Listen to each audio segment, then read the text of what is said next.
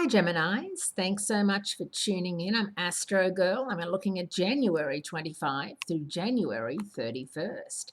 Finally, your ruler, Mercury, the planet of communication and clear thinking, moves direct.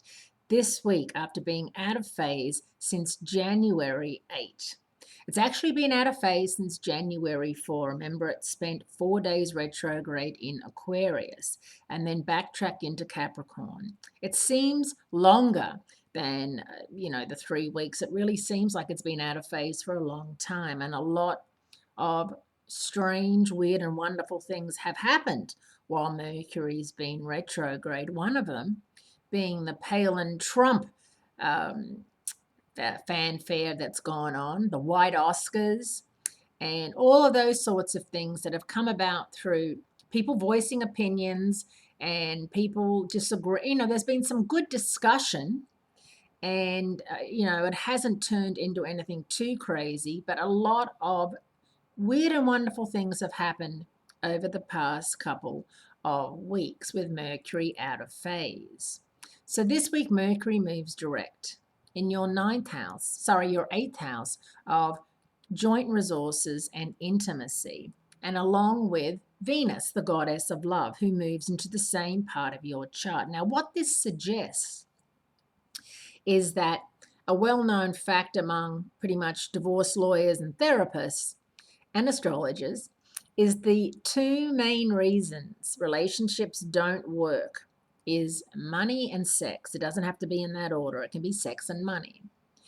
Too much of one person wanting too much of the other. So, for example, it's usually, I might add, the men wanting more sex and the women wanting more money, but it can change as well.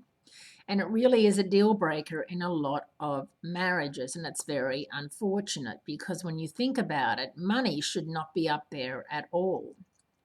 But it is in these materialistic times. This is where your energies, this is where Mercury and Venus are going to be. And they're the two personal planets of the zodiac, which means they affect us on a day-to-day personal basis. So you have to be prepared that these are two topics of conversation that you are going to have to talk about with your significant other. Now, if you don't have a significant other, you may be talking to them with a family member or with your roommate, for example. If your roommate, flatmate, is constantly bringing people home, yet they're not kicking in for their share of whatever, this can spark a huge argument.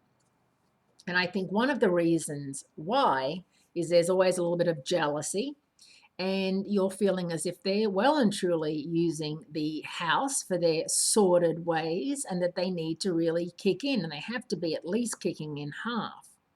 So combining living with someone, sex and money, it becomes a very tangled weave and something that you've really got to talk about. There's no point storing it up, Geminis, and then having it all fly out over drinks or something like that, or at the most inappropriate moment. It's more of a thing where you, as it goes along, you say, look, you can't have all these people coming to the house all the time, especially if your flatmate has a number of lovers, because you don't feel particularly good about it, safe about it, comfortable about it. Maybe they could go to their place rather than always come back to your joint place.